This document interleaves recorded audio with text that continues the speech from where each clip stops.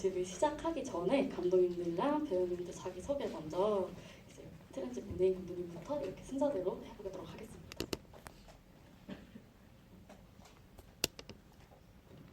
네, 안녕하세요. 저는 트랜짓 연출한 문혜인입니다. 반갑습니다. 안녕하세요. 저 두여자 앨범 연출하는 허지혜라고 합니다. 반갑습니다. 네, 아날리 없는 임신 노경모입니다. 겨울 캠프를 연출한 장주선입니다.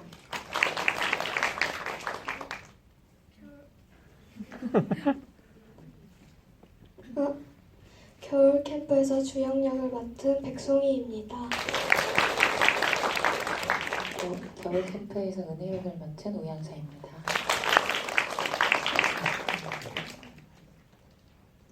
네, 그러면 이제 본격적으로 집을 시작해 보도록 할 건데요.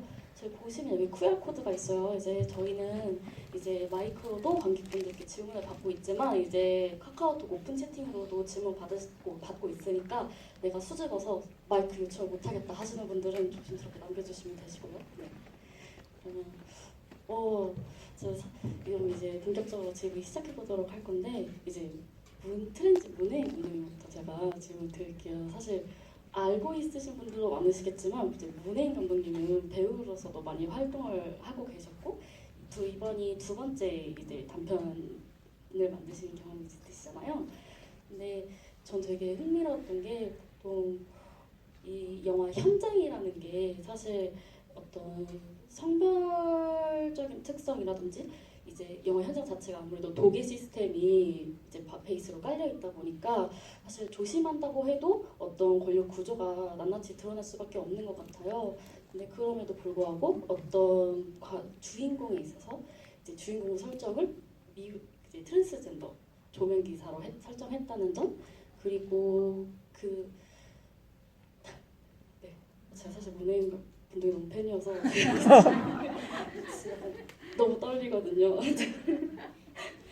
근데 이제 설정 자체가 커밍아웃을 하고 다시 돌아왔다라는 그 설정 자체가 저는 되게 흥미로웠거든요. 그래서 이 트랜짓을 시나리오를 쓰실 때 뭔가 처음부터 나는 이 설정을 가지고 써야겠다라는 마음이 있으셨는지 되게 그런 거 비하인드 스토리도 되게 궁금합니다.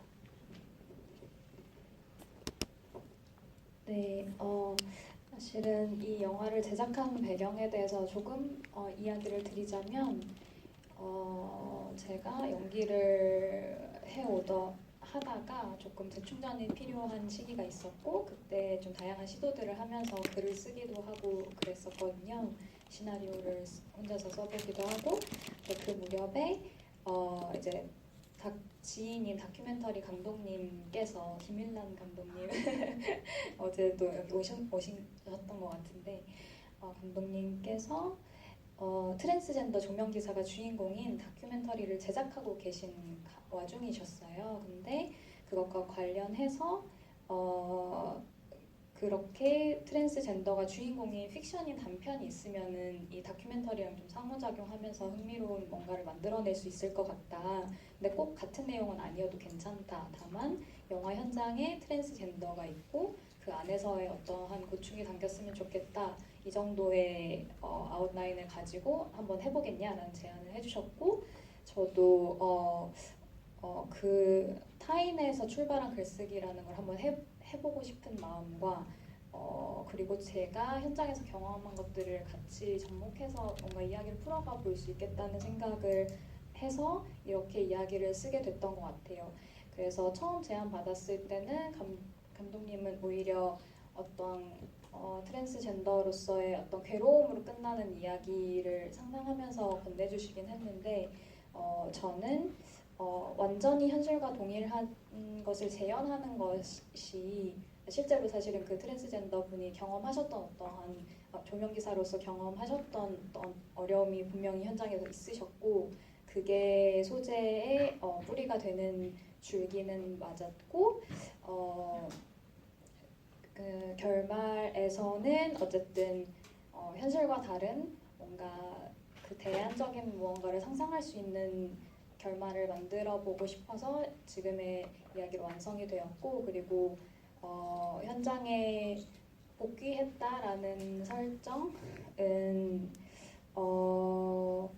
그런 실제로 그분 모델이 되셨던 트랜스젠더 조명기사 분께서도 원래 오랫동안 현장에서 조명기사로 일을 하셨다가 성전환을 하시고 나서의 어떠한 변화들을 겪으면서 괴로움을 느끼셨던 부분이 있었거든요. 그래서 그거를 조금 자연스럽게 가져오게 되었던 것 같아요.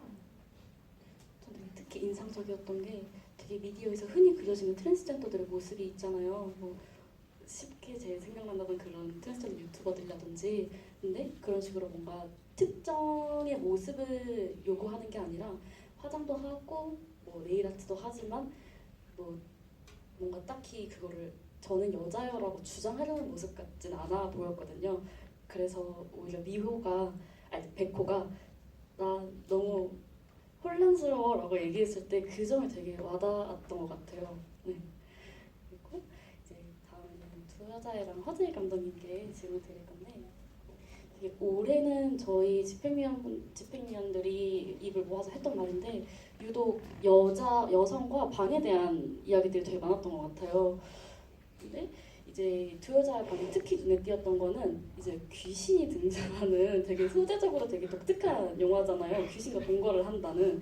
근데 처음에 저는 로그라인을 보고 공포 영화인가 싶었거든요. 근데 공포 영화라기보다는 약간은 좀 표현주의적인 방법을 도입한 것 같은 느낌이 들어서 되게 이런 식으로 연출하시는 특별한 이유가 있었을까? 그리고 뭔가 사실 저는 되게 궁금했던 게 이제 지영이도 그렇고 엄마도 있고 무명이가 있고 이 영화에는 3명의 여자가 등장하는데 왜 제목은 두 여자의 방일까? 뭔가 귀신은 배제한 것일까? 귀신은 사람으로 친 게 아닐까? 라는 그런 되게 궁금한 생각이 들었거든요. 저만 한 건지 모르겠는데, 그래서 이런 부분 중점으로 뭔가 말씀해 주시면 되게 도움 될 것 같습니다.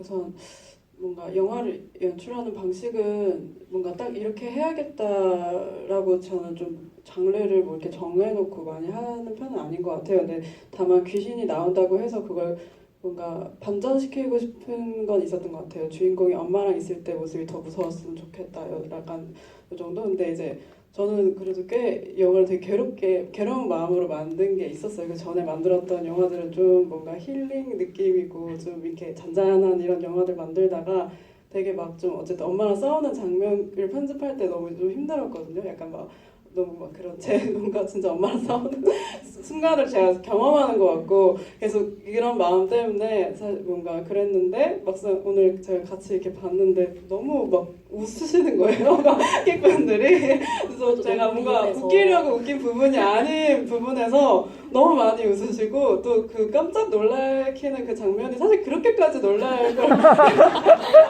기대를 안 했는데 제가 너무 웃겨가지고 그때 그래서 어머 막 이렇게 놀라시다니 하고 좀 이렇게 봤던 기억이 납니다. 그래서 뭔가 좀 영화 중간중간에 좀 귀신에 대한 새로운 시도를 조금 이미지적으로 하고 싶었고, 그래서 무명의 모습을 조금 또 사람 같아 보이지만 이 사람이 하는 그러니까 뭔가 비범한 어떤 그 모습들, 뭔가 사람이 안 하는 어떤 그런 행동들이나 그러니까 이런 거를 좀 많이 배우님한테 요구도 했던 것 같고요.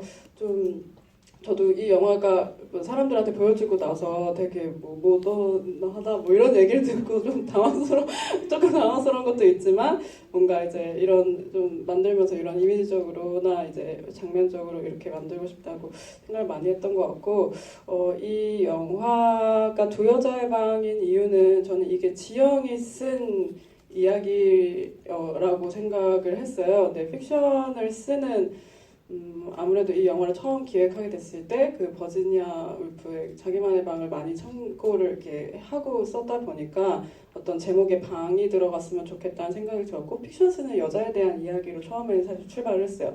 근데 이제 쓰다 보니 지영이 쓰는 이 두 사람의 이야기가 저한테도 되게 흥미롭게 다가와서 뭔가 주인공이 딱 정해지지 않은 것 같은 이야기처럼 됐지만 이제 여기에서 제가 정한 뭐 이렇게 두 여자는 사실 엄마와 무명이었지만 뭐 이렇게 보시는 관객분들에게 좀 많이 저는 보시고 싶으신 대로 보셔라 이렇게 하는 편이라 뭔가 좀 더 마음에 두는 혹은 그 방 안에 살고 있는 두 여자가 될 수 있고 어떤 비슷한 공감대를 형성하는 어떤 뭐 엄마나 무명이 될 수도 있고 좀 자유롭다고 저는 생각을 해요.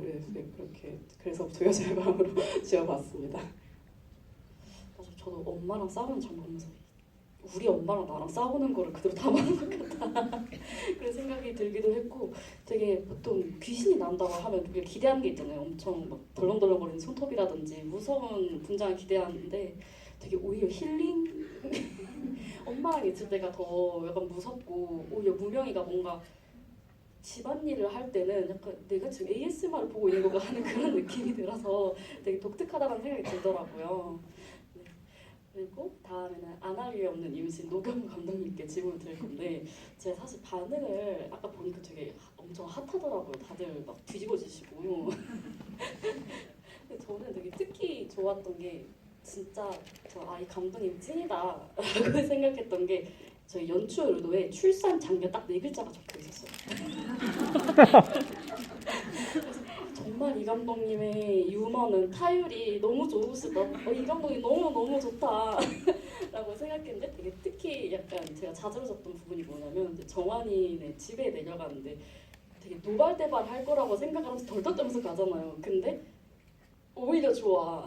이제 대를 이을 수 있, 적통을 이을 수 있으니 오히려 좋다라고 되게 의외의 반응을 하시잖아요. 저는 그 부분이랑 되게 애니메이션이 어떻게 보면 센세이션한 소재임에도 뭔가 그려내는 것들이 되게 한국의 전통적인 민속 신앙을 생각나게 한다라는 생각이 들었거든요. 예를 들어서 되게 왜 신과 함께 보신 분들은 아시겠지만 되게 지옥 같은 모습들이 막 나태도 뭐 어쩌고 저쩌고 그런 것들이 막 그려지기도 하고, 특히 김삼신 박사님의 연구실이 지금 당집에 와 있는 건가 연구실에 와 있는 건가 그런 생각을 하게 하는데, 혹시 이런 것을 그려내는 데 있어서 뭔가 의도를 하신 것이 따로 있으신지 되게 궁금했어요.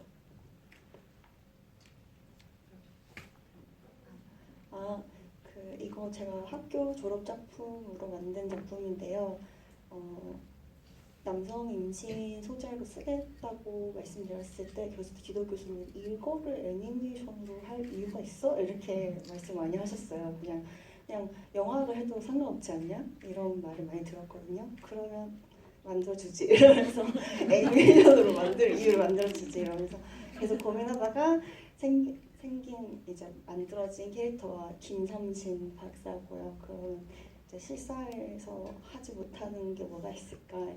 뭐 못하는 건 아니지만 뭐 CG 많이 발달했으니까, 그렇지만 애니메이션 많이 할 수 있는 것을 고민하다 보니까 이제 김삼신 박사가 나타났고, 그 박사의 그 삼신이라는 그 민족 신앙 그런 걸 많이 빌려와서 그 진료실도 그렇게 꾸미고 지옥도 넣고 그리고 삼신이기도 하니까 어떤 무릉도원 같은 데서 복숭아도 주고 이런 것들을 생각하게 된 것 같아요. 애니메이션이어야만 하는 이유를 지도 교수님께 이렇게 드려야 했으니까. 네. 네, 그렇습니다. 근데 그게 되게 이 영화만이 가질 수 있는 매력이었다고 생각했어요. 저는 되게 엄청 센세이션하고 한국적이다. 소재 자체도 센세이션하지만 되게 한국적이고, 왜냐면 대에 집착하는 것은 되게 한국적인 거잖아요. 그리고 저는 되게 약간 궁금했던 게, 되게 남자 멘토들, 그러니까 남성 임신을 경험했던 선례자들이 이제 인터뷰를 막 하는데, 되게 이제 정한이랑은 다르게 그림체가 되게 실사화잖아요. 그래서 따로 뭔가 그림체에 차이를 두신 이유가 있을까, 그런 것도 되게 궁금했고, 되게 남자로 태어나서 엄마가 된다는 것은 이라는 말을 하는데 되게 그래서 궁금해서 엄마의 사전적 정의가 뭘까 찾아봤거든요. 근데 엄마의 사전적 정의가 자식을 낳은 여성을 뜻하는 말이래요. 근데도 불구하고 뭔가 남성으로 태어나서 엄마가 된다라는 것은 이라는 거 얘기하는 지점이 되게 뭔가 따로 의도하신 점이 있었을까? 그런 것도 되게 궁금했던 것 같아요. 그 부분을 콘티를 짤 때 제가 그림 실력이 막 뛰어나지 않거든요. 그래서 콘티를 짤 때 아, 이 사람은 유재석 갖다 놓고 그림을 안 그리고 이제 러닝맨 멤버들을 막 갖다 놨었어요. 그러고 나중에 보니까 아, 진짜 사람이 나오면 더 재밌겠다. 이게 만화지만 너무 만화 캐릭터만 나오면 허무맹랑하다고 느낄 수 있으니까, 그래서 남자 배우들 고용해가지고 직접 촬영한 다음에 그거를 그림으로 베껴 그리는 기법이 있거든요. 로토스코핑이라고. 그래서 그런 기법을 쓰니까 사람들이 좋아하시더라고요. 약간 옛날에 이게 무슨 애니메이션인지 모르겠는데 실사랑 2D랑 같이 토끼말 나오고 아 맞아요. 그런 느낌이 난다고. 그래서 그런 의도로 모자란 그림 실력이 나은 그런 아이디어였고, 그다음에 엄마가 된다는 거, 남자의 몸으로. 그 대사에 대해서 그 주인공 정한이 남성 임신이 결심하게끔 만들려다 보니까 자기를 낳아준 엄마에 대해서 태어나기 전에 태어나고부터 엄마를 만나본 적이 없으니까 자기가 엄마랑 연결될 수 있는 고리가 자기를 애를 낳는 방법밖에 없다고 생각하게 만들었어요. 그래서 그렇게 했는데 이 대사를 읽었을 때 오히려 엄마라는 단어를 너무 좁게 더 하는 게 아니냐 이런 피드백도 들었거든요. 그래서 그 말도 일리가 있긴 하다 그걸 생각했는데 그런 의도로 한 것은 아니고 남자들아 너네 엄마를 좀 생각해봐라. 엄마 고생한 것 좀 생각해봐. 이런 생각으로 쓴 게 아닐까. 그리고 남자의 몸으로 엄마가 된다는 그 표현 자체도 그러니까 돌려 말하는 것보다 그렇게 말하는 게 좀 효과적인 것 같아서 그렇게 했습니다. 엄마는 호크로스 같은 것이었군요. 알겠습니다. 그럼 이제 다음 겨울 캠프 장지성 감독님과 이제 배우분들이 오셨어요. 이제 겨울 캠프는 그래서 이제 사실 장지성 감독님은 저희 서울여성국립영화제랑 인연이 되게 깊으시거든요.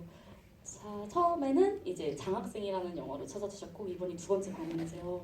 그리고 사실 이 2번째 방문 해주시기 전에 플리즈마라는 이제 작품도 출품을 해주셨는데 저는 이제 감독님한테 약간 내적 친밀감 같은 게 들었던 게 감독님 계속해서 좋은 작품을 만들고 계시는구나. 그리고 사실 서울권이 아니라 대구에서 계속 작업을 하시는 게 뭔가 네트워킹적으로도 여러 가지 힘든 부분들이 많았을 텐데 되게 너무 감사하고 너무 감동스럽다라는 생각도 되게 들었고, 그리고 이 영화들이 감독님의 영화에 뭔가 공통점이 있다면 이게 항상 어머니가 등장을 하시거든요. 어머니와 어떤 자식의 어떤 커뮤니티, 어떤 하루를 담은 이야기들이 계속 등장을 하는데 이제 뭔가 가장 일상적인 것들을 뭔가 일상처럼 향유하는 것이 힘들어서 벌어지는 그런 에피소드를 다루신다고 생각했어요. 그래서 뭔가 이 감독님들마다 계속 하게 되는 사이클이 있더라고요. 특정 소재들을 계속 얘기를 하게 되는 것 같더라고요. 저도 감독이었을 때도 뭔가 그랬던 것 같고, 그래서 그러한 엄마와 딸의 이야기들을 계속 하시게 되는 이유가 있으신지, 뭔가 앞으로도 계속 그런 작업을 하려고 계획하고 계신지, 그냥 그런 것들 되게 저는 궁금했어요.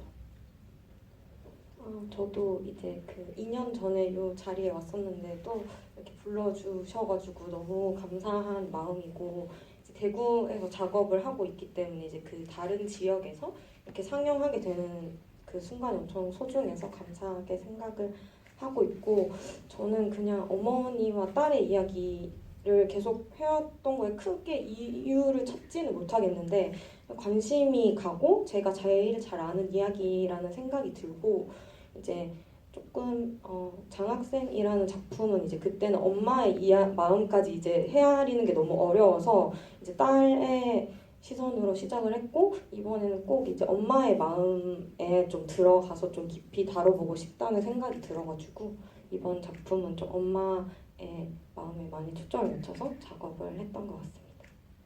그리고 또 하나 궁금했던 게 사실 그 나이 대 아이들이라면 아이즈원이랑 아이브라든지 뭐 르세라핌이라든지 힙한 노래들이 많았을 텐데 그런 노래에 분명히 춤을 추고 싶었을 텐데 어찌하여 다시 만난 세계일까? 뭔가 시대적인 배경을 염두하신 걸까? 아니면 혹은 이 노래에 춤을 추게 해야 하는 어떤 이유가 있었을까? 되게 그런 것이 궁금했거든요. 왜냐면 사실 다시 만난 세계는 뭔가 상징적인 음악이기도 하니까 그래서 궁금했습니다. 그리고 송인 배우도 이제 다시 만난 세계라는 노래를 듣고 자란 세대가 아니었을 텐데 그 뭔가 이 노래에 맞춰서 춤을 추는 게 되게 어땠는지 그런 것도 되게 궁금해요. 일단은 그 음악에 대해서는 정확하게 이유가 있는데요. 처음에는 저도 르세라핌이나 아이브 노래 막 했었어요. 그래가지고 처음에 아이브도 좋아한다고 해서 아이브 노래를 하려고 이제 그 최근에 있는 아이돌들의 막 춤을 다 봤거든요. 근데 이게 춤을 어린아이들이 이제 춰야 되는데 그 봤을 때 뭔가 이제 아이답게 출 수 있는 안무가 좀 많이 없더라고요. 그래서 그런 것도 많이 좀 생각을 하고 이제 그 음악에 너무 이렇게 마음을 이렇게 신경을 뺏기면 안 되니까 좀 음악을 계속 찾아보다가 어쨌든 다시 만난 세계는 좀 의미 있는 노래이기도 해서 저도 고민을 많이 했는데 저 이제 스크립터님이 추천을 강하게 해주셔서 고민하다가 조금 아이들이 추기에 좀 좋을 것 같아서 선정을 하게 됐습니다.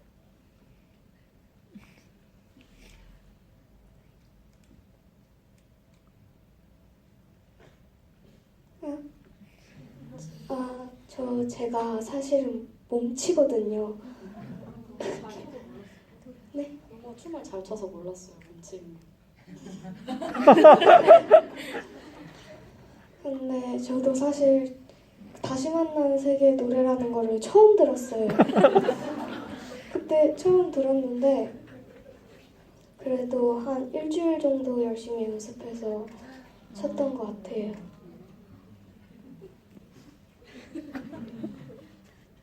그리고 되게 아토피 분장도 막 하게 되잖아요. 그 뭔가 연기를 하는 데 있어서 되게 분장을 하고 연기를 하는 게 힘든 일이라고 전 많이 배우들한테 들었는데 그런 것들과 함께 연기를 하는 게 있어서 뭔가 힘든 점은 없었는지 특히 몸치라고 했는데 그 춤을 연습하는 게 나 혼자 추는 것도 아니고 다 같이 맞춰서 추는 거잖아요. 그런 걸 연습하면서 힘든 건 없었는지도 궁금해요. 그 엄마랑 합을 맞추면서도 뭔가 어려운 것은 없었는지. 저는 솔직히 제일 어려웠던 건 무조건 춤추는 거예요. 제가 다른 건 다 할 수 있어도 진짜 몸치거든요. 그리고 아토피는 제가 예전에 아토피가 생긴 적이 있어서 좀 잘 뭐라 해야 되지? 할 수 있었던 것 같아요. 사실 어린이 배우와 합을 맞춘다는 거는 사실 성인 배우의 어떤 역량을 많이 요구하는 이게 연기더라고요. 저는 몰랐는데 그래서 혹시 어린이 배우가 연기하면서 뭔가 특별하게 주안점을 두신 부분이 있으실지? 왜냐면 트렌짓에도 보면 나오겠지만 되게 여러 가지 방법을 동원해서 어린이 배우를 디렉팅 하잖아요. 막 이것은 뭐 본원적인 어쩌고 저쩌고 얘기하다가 그냥 눈을 크게 떠! 라고 얘기한다든지 근데 그걸 리드하는 것도 되게 힘든 일이더라고요. 힘들다기보다 뭔가 까다롭다? 뭔가 왜냐면 사실 서로 이해하고 있는 배경과 언어의 깊이가 다르다 보니까 그래서 혹시 연기하시는 데 있어서 뭔가 더 크게 주안점을 두신 부분은 어떤 것이었는지 어려운 부분도 있으셨는지 그냥 되게 궁금합니다.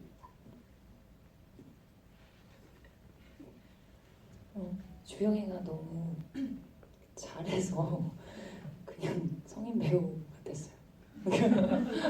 제가 뭐 리드하고 전혀 그런 게 없었어가지고 그냥 잘 듣고 말하고 서로 그랬던 것 같아요. 되게 진짜 모녀 같다라고 생각이 들었거든요. 되게 자연스럽다. 우리 엄마랑 나랑 얘기하는 것 같이 되게 사실 진짜 그런 자연스러운 관리가 더 연기하기가 힘들더라고요 보니까. 그러면 너무 제 연기 너무 제 말을 질문만 한 것 같은데 이제 슬슬 이제 관객분들 질문으로 넘어갈게요.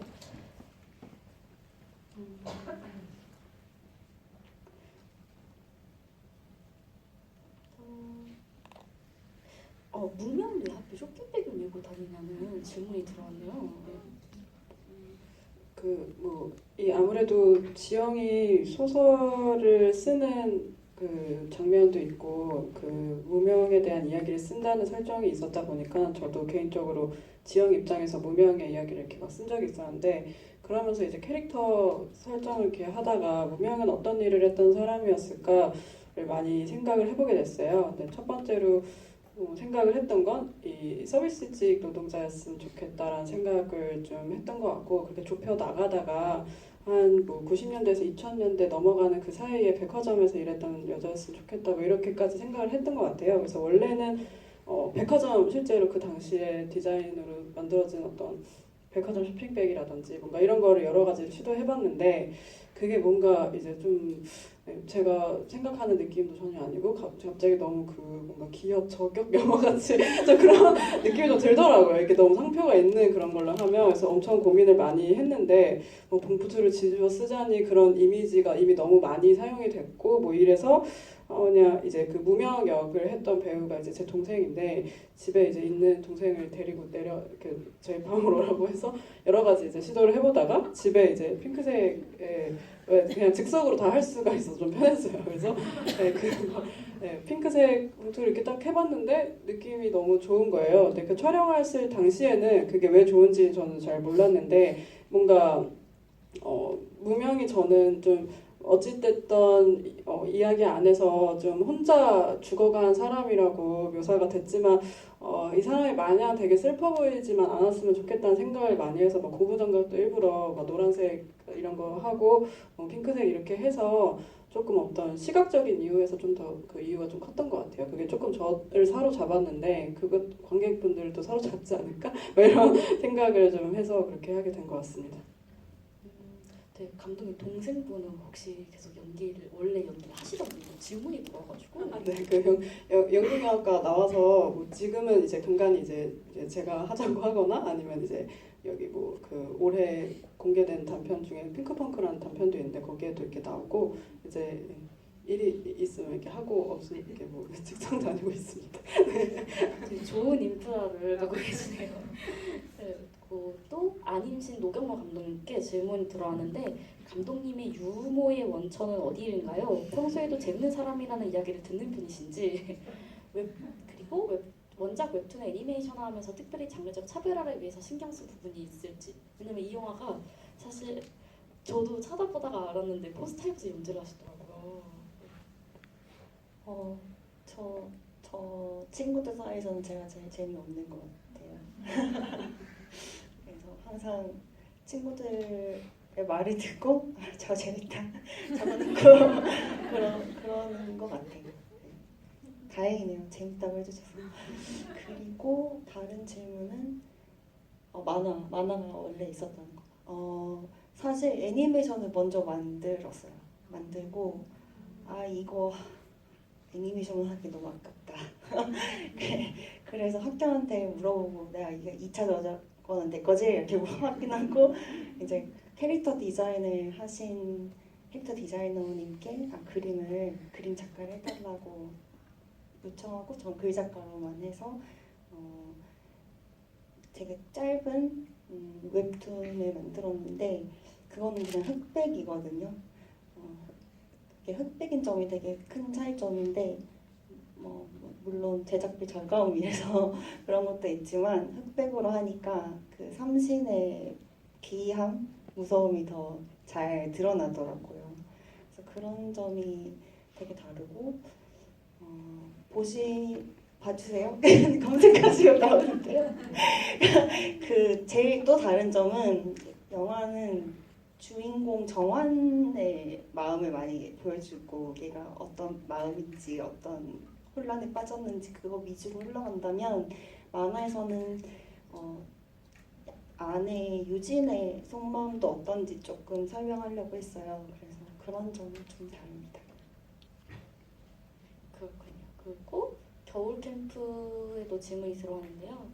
이제 주영이 엄마랑 싸우는 장면에서 엄마는 다 맞냐고 소리를 지른 장면이 있잖아요. 거기서 이제 주영 입장에서 엄마가 틀렸다고 생각한 부분은 어떤 것이었을지 이제 감독님도 말씀해주시고 배우님들도 말씀해주시면 좋을 것 같아요.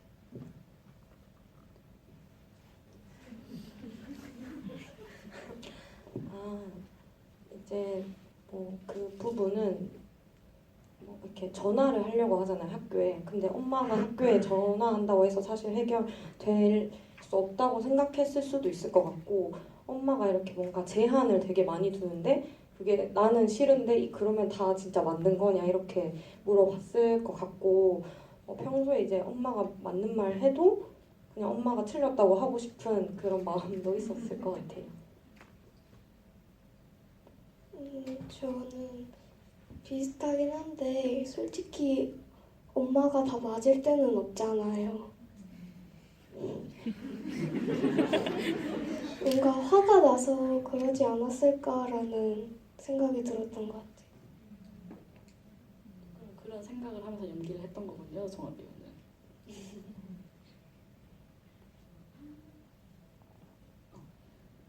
안 할 이유 없는 임신 질문이 또 들어왔는데 김산신 박사님의 신적인 존재인가요? 유진 정한처럼 평범한 사람인가요?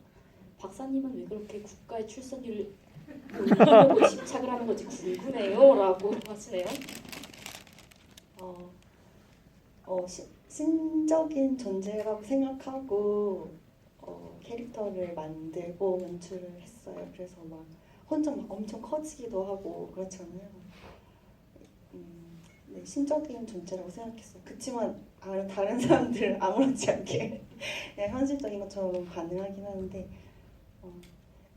그래서 신적인 존재라고 했고 또 무슨 질문이 있었죠? 출생률을 왜 집착하는지 삼신이니까 삼신이니까 이렇게 너무 가장 간단한 이유는 그것이고 김삼신 박사가 1950년대생 제가 정확히 지정한 날짜가 연도가 있는데 잘 생각이 나지 않는데 그때 자기가 태어났던 때는 조출생률이라고 해야 되나? 인구 1000명당 태어난 아이의 수가 30명이었다고 하는데 그때 자기 탄생했을 때 그 영광을 다시 되찾겠다는 그래서 2030년 자기가 100살이 됐을 때 그 그래프를 다시 되찾겠다는 그런 빅픽처를 그렸다고 저는 생각하고 캐릭터를 만들었습니다. 김산신 박사 니값을 한 것이거든요. 네, 그렇습니다. 네. 그러면 겨울 캠프에서 엄마는 아이들이 캠프에서 결국 무엇을 느끼길 바랬을까요? 라는 질문이 들어왔는데 어떤 생각을 하시면서 연기를 하신 건지 해주시면 좋을 것 같아요. 일단 제가 생각하는 은혜라는 엄마는 좀 아토피가 사실 좀 그거 자체도 좀 아이가 아프게 하긴 하겠지만 좀 그거에 너무 뭐 치료만 되는 것처럼 좀 아이의 마음이나 이런 걸 너무 이해하지 못하고 마음의 상처를 내는 게 조금 있는 지점이 있다고 생각을 해요, 은혜가. 근데 그렇게 저희 나름 독단 아닌 독단으로 그렇게 이렇게 하다 보니까 어떻게 비리도 저지르고 사기도 당하고 막 이렇게 하다 보니까 그러고 나서 깨달은 게 그거 자체라기보다는 주영의 마음과 그런 지점을 조금 더 이해하는 게 더 중요한 것이 아닌가. 그리고 물론 계속 치료는 최선을 다하겠지만 그런 마음적인 문제도 같이 생각을 하게 되는 계기가 된 것 같다는 생각을 하고 있습니다. 아니면 엄마가 중간에 이제 손에 다시 그 로션 같은 걸 다시 바르잖아요. 그래서 관객분들 중에서 엄마도 아토피를 갖고 있는지 그걸 여쭤보시더라고요. 그거 아니고 제 연기가 잘못된 것 같아요. 네, 알겠습니다. 트렌드에도 질문이 들어왔는데 혹시 그림자가 패싱에 대한 것을 염두에 두고 연출하신 건지 그리고 이제 저희 질문하신 분은 이제 감독님이 배우로서 더 익숙한데 혹시 연출이 더 힘드신지 연기가 더 힘드신지 또 질문이 들어왔어요. 싱에 관해서라면은 사실은 시작 오프닝이 그림자로 시작하는 영화인데요. 그 부분에 있어서는 염두한 지점이 있는 것 같아요. 네. 사실은 인물이 사람이 사람을 볼 때 내 눈에 어떻게 보이는가 이걸로 많이 판단을 하게 되잖아요.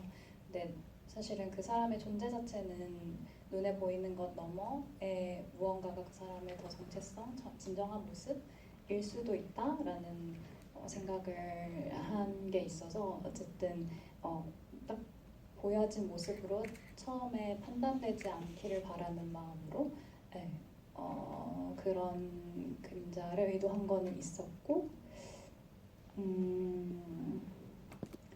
그리고 연기와 연출에 대해서는 저는 연기 되게 다른 종류의 힘듦인 것 같은데요.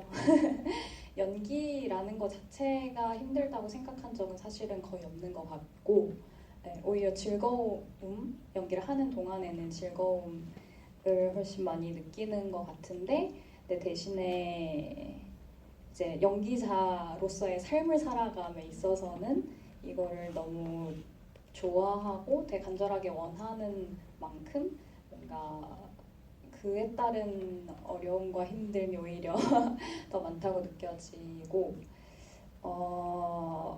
그리고 연출은 그냥 힘든 일인 것 같아요.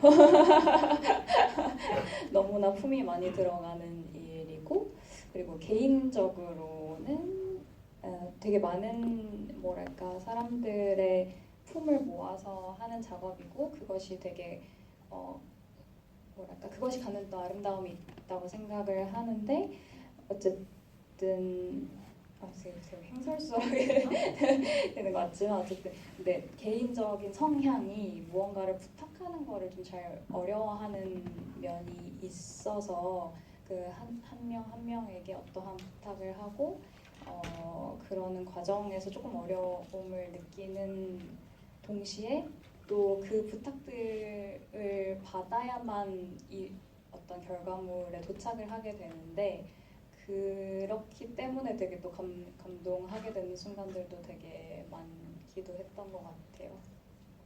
되게 영화랑 삶의 공통점은 혼자서는 할 수가 없는 일이잖아요. 그리고 그림자도 그냥 이 객체 하나로는 그림자가 만들어질 수 없잖아요. 조명이라는 것들이 같이 수반이 되어야지 그림자가 만들어지는 것처럼 그리고 보지 못했던 것들 완전 형태가 다른 것들이 나올 때가 있잖아요. 그림자 놀이를 하는 게 있어서 그래서 뭔가 그러한 면에서 되게 트랜짓이 되게 흥미롭게 받아들여져서 질문을 해주신 게 아닌가 그런 생각이 들고 겨울캠프 감독님 겨울캠프인데 겨울캠프를 가지 못하잖아요. 근데 제목을 겨울캠프로 지으신 이유가 궁금합니다. 캠프를 언제 가는지 영화에 너무 기대해서 봤거든요. 즉 따님에게 아토피를 넣은 이유가 궁금합니다. 다른 것들이 많은데 아토피를 넣은 특별한 이유가 있으신지 그리고 또 한 분은 우연서 배우님 연기 너무 감명 깊게 봤다고 그 마지막에 춤추는 딸을 보면서 눈물 흘리시는데 그 배우님이 그 장면을 촬영할 때 어떤 생각을 하면서 촬영하셨는지 궁금하다고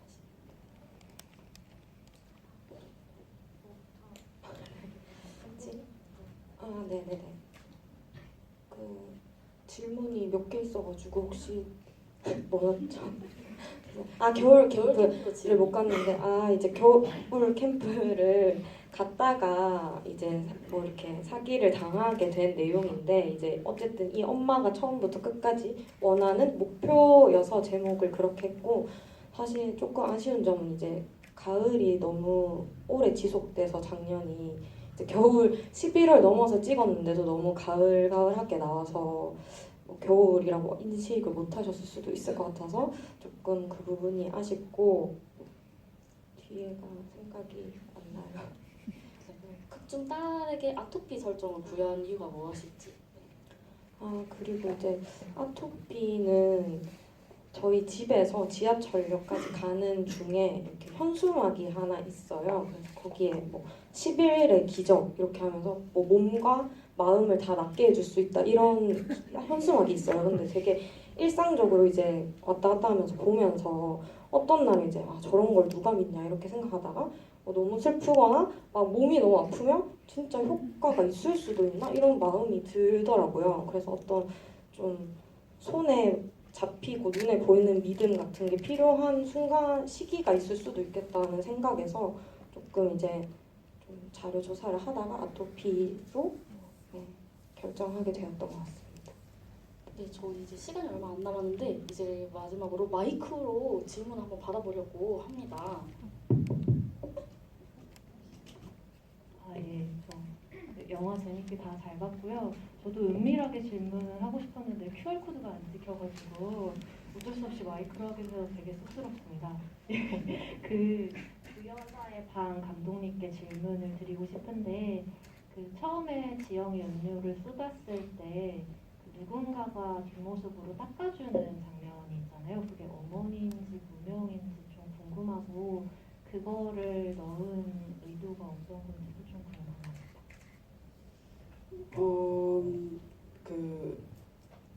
저는 엄마라고 설정을 했고요. 근데 생각보다 무명으로 보시는 분들도 좀 계시더라고요. 그래서 이게 지영이 가지고 있는 문제를 첫 장면에 꼭 보여주고 싶다는 생각을 했는데 지영이 가지고 있는 문제는 집에서 가지고 나왔다. 본인이 원래 살고 있던 엄마랑 살던 집에서 가지고 나왔다고 생각하지만 사실은 자기가 혼자 살고 있는 독립하고 있는 그 공간, 자기만의 그 공간에서 글을 한 글자도 쓰지 못하고 있고 동시에 집에 가지고 있던 문제를 그대로 끌고 왔다고 생각을 했어요. 근데 그게 저는 살림이라고 생각을 했어요. 그래서 지영이 뭔가 그 집에 과거에 어떻게 살았을까를 상상해보다가 자신이 던져놓은 옷가지나 더럽힌 방을 어머니가 치워주고 약간 이런 게 되게 익숙하고 편하게 생각했던 사람인데 어느 순간 자신의 모습과 아빠의 모습이 다를 게 없다는 걸 그걸 느껴서 그거에 확 공포감을 느끼고 집을 나온 사람이라고 저는 설정을 했거든요. 그래서 지금 와서도 뭔가 지금 음료수를 쏟아놓은 와중에도 엄마가 이걸 닦아줬으면 좋겠다라고 생각하는 그게 되게 좀 무섭게 이 사람한테는 좀 느껴졌으면 좋겠다고 생각을 한 것 같아요. 아까 이제 집이 마무리할 시간이 슬슬 다가오고 있는데 제가 아까 질문을 드리고 답변을 못 받았어요. 너무 죄송해요. 그 오은수 배우님 연기하실 때 그 춤춘 딸 보면서 눈물 흘리시잖아요. 어떤 마음으로 연기하셨는지 말씀해 주세요. 제가 아이가 없어서 엄마의 마음을 연기하는 게 좀 어려운 지점이 좀 있는 것 같은데 그냥 상상을 많이 해봤고 주영이를 해서 보면서 그리고 그때 그 장면에 주영이 열심히 춤을 추는데 그냥 그 아토피를 가진 상태라고 그냥 좀 믿음을 가지고 앞에서 얘가 춤을 추고 있는 그 잘 바라만 봐도 좀 눈물이 났었던 것 같아요. 그래서 약간 제가 낳은 아이가 아토피가 있으면 죄책감도 좀 있을 것 같고 그것 때문에 열심히 살고 있는데 또 아이는 하고 싶은 게 있는데 몸치고 열심히 하는데 너무 슬펐어요.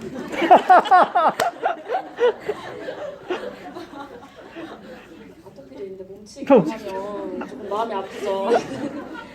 그럼 이제 진짜 마무리를 할 시간이 돼서 이제 감독님들이랑 이제 배우님들 마무리 인사랑 이제 앞으로의 활동 계획 들어보면서 마무리 GV 마무리 해보도록 하겠습니다. 이제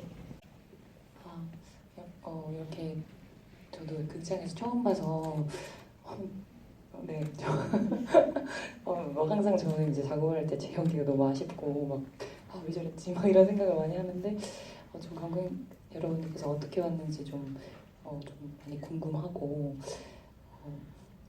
그런 마음이 좀 건강 좋게 봐주셨으면 좋겠고 그리고 다음 작품은 일단 저는 좀 뭘 제가 만들어 보고 싶어가지고 시나리오를 지금 구상만 많이 몇 년째 하고만 있는데 올해는 꼭 그거를 작업을 하고 또 하나 이야기가 좀 독립으로 나올 것 같기는 한데 그 바다호랑이라고 세월호 관련된 얘기를 저희가 만들어서 이번에 좀 비밀리에 좀 시켰거든요. 근데 그게 개봉이 될지 모르겠어요. 그거가 아마 세상에 나오면 그 작품이 될 수 있지 않을까라고 생각합니다. 오면서 배우님의 작품 활동 기대하겠습니다.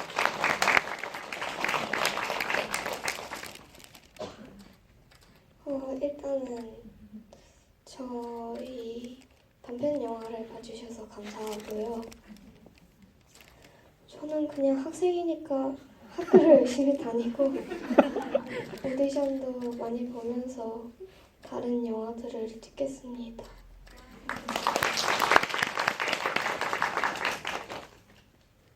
비가 너무 많이 왔었는데 아침에 저도 신발부터 다 젖어가지고 지금 좀 찝찝한데 이렇게 여기까지 와주셔서 너무 감사하고 저도 엄마랑 딸의 이야기를 아직 못한 게 많아서 조금 더 그 이야기를 준비해 보도록 하겠습니다. 감사합니다. 네, 비가 많이 오는데 여기까지 와주셔서 너무 감사드리고 가을에 안임신 책이 나옵니다. 많은 관심 부탁드릴게요.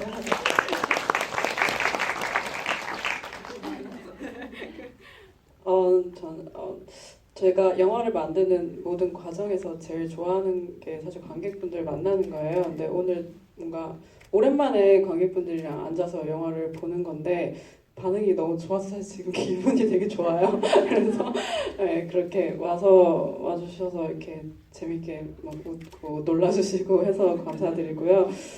제가 얼마 전에 영화 2편 정도를 촬영을 마치고 이제 후반을 하고 있어요.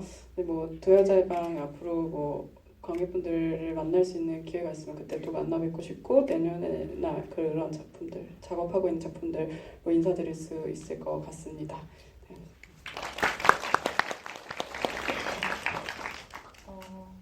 저는 가을에 영화를 찍으려고 준비를 또 하고 있어요. 그 영화는 제가 출연도 하고 연출도 하는 저에게 인생에 있어서 조금 특별한 경험이 되지 않을까라는 생각을 하고 있는데요.